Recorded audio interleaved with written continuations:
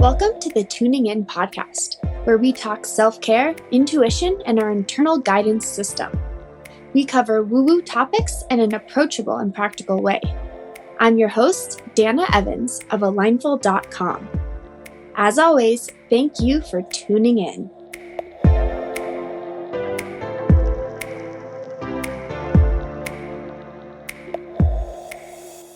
Thank you again for tuning in to this week's episode. Today we're going to talk about thinking about versus feeling about things, situations, anything big that comes up. I think we can all relate to the concept of thinking about it. Hey, do you want to do something? Let me think about it. Would you like this new job? Let me think about it. And while I know it's important to think and to logically consider our options, we also need to feel our options out. And this is something that we definitely are not taught as much in school or in life. And feeling and really getting in touch with what your feelings mean and how your body is speaking to you through feelings is one of the most important things that we can harness. And I know traditionally feelings have maybe a bad rap. We're taught to stay focused, stay logical, don't let feelings get in the way of decisions. And all of that, I think, is a lot of baloney. Because when we don't let our feelings get in the way of our decisions, or when we don't let ourselves feel, what it actually means we're doing is we are shutting off our body's natural ability to communicate with us. Our bodies communicate through feeling. So we have thoughts and we have feelings. The thoughts are in the mind, the feelings are in the body. When a feeling or a sensation comes into your body, it then would express itself in your actions, right? So thoughts create feelings, feelings create actions. That can be approached in a few different ways. But we have to be aware of this feeling our body is communicating to us and what it means. I totally understand why we would want to think about something instead of feel about it, because thinking feels really safe. Even there I said feeling, right? But it's true. Thinking feels safe. So that's something we're willing to do. Yet note that there is an associated feeling with thinking. When we think about things, we can be very logical, we can be very analytical, and we can be very precise in the pros and cons. But what we are ignoring when we only approach a problem from a thinking perspective, especially something when we're talking about, I'm not talking about a math problem, but I'm talking about how you would make a decision that affects you in your life. If you only approach it from the thinking perspective, you're shutting down an entire intuitive part of your body. By shutting that down, you're actually limiting the span of which you can appropriately make a decision.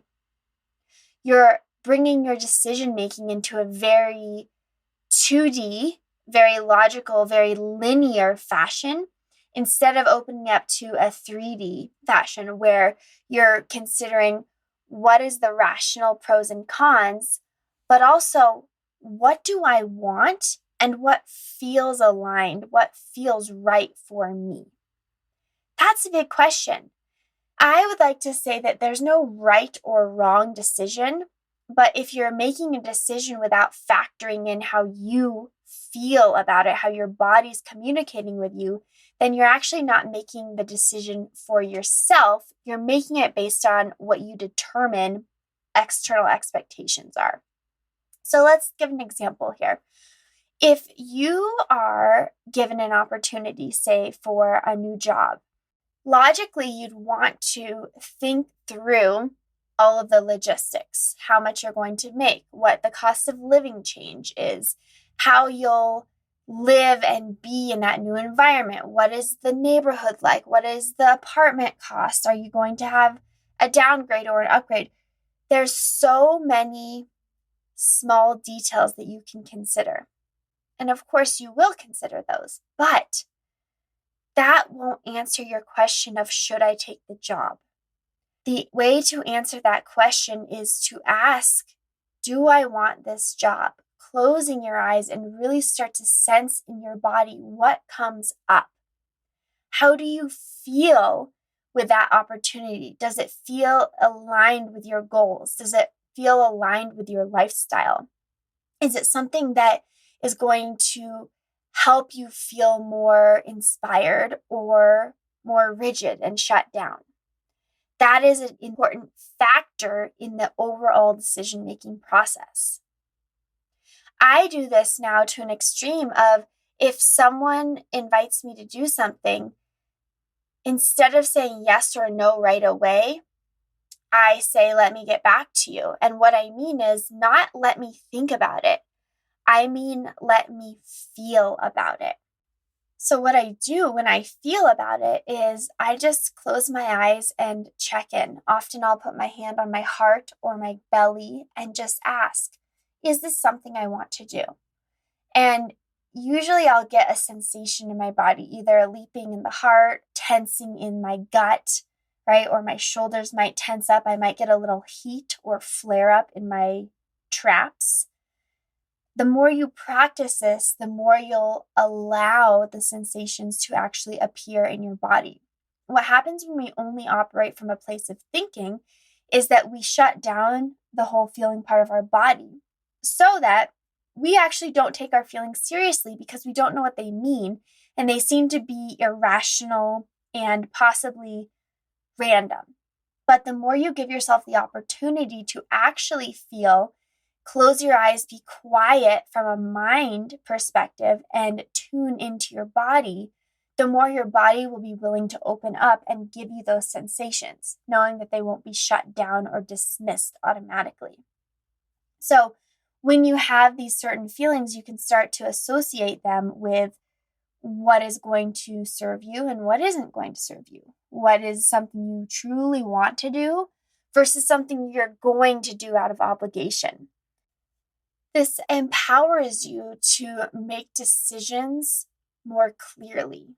When we think about things, we're often thinking from other people's perspectives. So if you're invited to go on a trip with a friend for her birthday and you take account into how you feel about it, your feelings might come up of like, you feel tightness in the chest, resistance. It may be something that you truly don't want to do. But if you were to logically think about it, you would think, well, if I don't go, she will be mad at me, or she will think I don't care about her, or the other friends will think I'm a lousy friend. You start to think your way into a decision that you feel you don't want to do. That's the thing with thinking.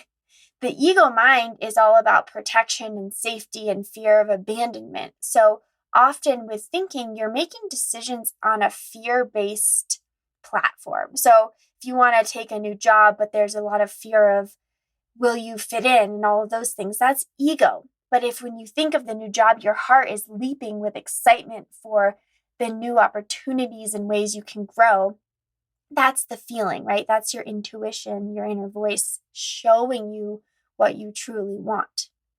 This is a practice. We are raised and trained to think about everything and not think about everything from your own well-being, but from what other people, and quote, other people is very vague, other people and what society expects or thinks of us. So then we're making decisions from this external to internal perspective versus making decisions from the inside, moving them outward. So when I ask you to think about it versus to feel about it, you can start to see the distinction. Thinking about it, while there's important factors that go into thinking and being logical and possibly being rational, feeling about it is going to be more intuitive and more about what is serving you. Thinking about it will serve others. Feeling about it will serve you. And as you really adapt to this dance between thinking and feeling, you'll find that really healthy balance and start to know when you want to take the more thought-focused perspective and when you want to take a more intuition, feeling-based perspective. Over time, it will shift for sure, because this is how you start to build trust with yourself. This is how you start to build trust with your inner knowing of what truly is right for you. We spend a lot of time when we have a decision to make, we go to others, right? Once again, now we're taking our own thinking, which is already external based, and then we're asking for someone else's external based thinking. So not only do you have your own limited beliefs, your own thoughts, your own fears, now you're allowing someone else to stack their fears, their limited beliefs, and their thoughts onto your decision. So now you're asking someone who has their own worries in life to then give you advice and thoughts, right? What do you think I should do? What are your thoughts on this about a decision that's for me? Do you think I should break up with them? That's not a thought that I want to comment on. How do you feel about breaking up with a person? How do you feel about remaining in the relationship? What does your body say to you? Because here's the deal. When it comes to thoughts, when it comes to thinking, we can't think our way out of a belief. Thinking is very surface level. So when we're acting from the thinking part of our minds, we're using about the 5% of consciousness that we have. That means that 95% of our actions are more subconscious based. So if we have a subconscious belief, for example, if you think you want to leave a relationship because it's not a good relationship, but deep down subconsciously, you don't believe you can ever find another person that will love you because you have abandonment and love issues. It doesn't matter what I think, what you think, any evidence that is telling you that you need to not be in this relationship. If deep down you believe, right, 95% you believe that you can't find another one, you're going to stay in that relationship regardless of what's logical. But if you can really start to tap in and go inward and feel your way through that 95%, that belief system, your body will speak to you from a much deeper level. And you may even be able to uncover, wow, I feel that this is not wrong, but I realize now my fear is that I don't believe anyone else will love me. Well, now we're getting somewhere, because now you can start challenging that deep-seated belief of, am I lovable? Is there evidence that I'm lovable? Then we can start to approach that from a more thinking-based perspective. But ultimately, we first have to dive deeper into the body, into the feeling, before you can actually change something from a thought-based perspective. That was a very simple example of a relationship. It happens with any habits we have and any general beliefs about ourselves. So when you're asked about something, well, what do you think about this? As you move down this process of exploring the feeling more, you may notice that when someone asks you what you think about something, your body starts to respond first.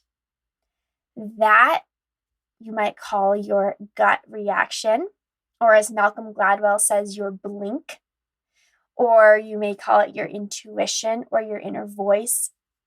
There's so many ways to talk about this, but the truth is, it means that you're starting to give your body more agency and freedom to speak up because you've started to listen.